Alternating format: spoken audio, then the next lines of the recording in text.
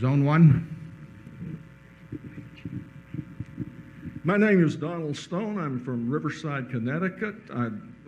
This is my second shareholders meeting ever at age 61, so I'm really very privileged to be here. My first was Coca-Cola a week and a half ago, and there were only 200 people there. I'm trying to figure this out. I think the rule is that the number of people present is in direct proportion to the price of the shares. Well, in that case, we won't split. Prefatory comment to my question. The November 24th, 1994 issue of Fortune magazine had an article, a featured article, entitled America's Greatest Wealth Builders, dealing with the concepts of market value added and economic value added.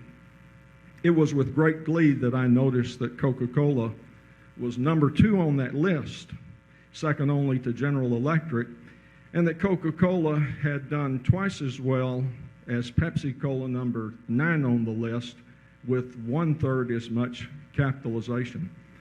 My question is this: whether the concept of market value added and economic value added as such, or any of its variants, is a concept that's applicable and useful to Berkshire Hathaway as a whole, or in analyzing its line of business segments. I'd really like to hear from Charlie Munger on this first, because so would I. Charlie? I've heard that he's thought a lot about this particular subject. Right. If Warren is using economic value added exactly the way they're now teaching it in the business schools, he hasn't told me. Obviously, the concept has some merit in it, but the exact formal methods I do not believe we use. Warren, are you using this stuff secretly? No, we in a sense, they're trying to get at the same thing we do, or we're trying to get at the same thing they do. But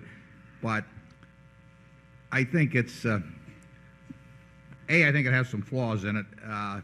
Although I think it generally comes out with the right answers. It sort of forces itself to come out with the right answers. But I really don't think you need that sort of thing. I mean, I do not think it's that complicated to figure out, where it makes sense to put money. You can make mistakes doing it, but in terms of the mental manipulations you go through, I don't think it's a very complicated subject, and I don't think that I think that the people marketing one or another fad in management tend to make them a little more complicated than needed, so that you have to call in the high priest. And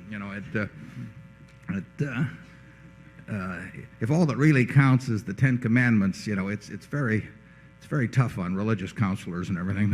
It just doesn't make it complicated enough. And I think there's some of that, quite a bit of that in management consulting and in the books that you see and all of that come out. It's way less silly than the capital assets pricing model, so that at least academia is improving. Yeah, the capital asset pricing model, which is, I don't know how much it's used now. Certainly, they have these great waves of popularity. You get that in management, you get it in investing. I mean, real estate, may have been popular, or international. You can read Pensions and Investment magazine, which is a pretty good magazine.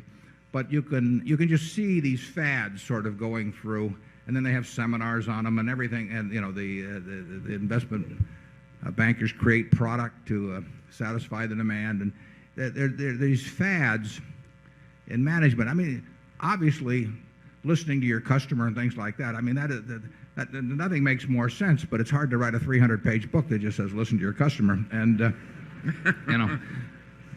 that's one of the things I liked about Graham's book. I mean, he wrote everything he wrote sort of made sense. He didn't sort of get into all the frills and try and make it more complicated than it really truly is. I really didn't need to read the November issue, 1994 issue of Fortune to know that Coca-Cola had added a lot of value. We added about $4 billion some of value to Berkshire, so that's good enough for me.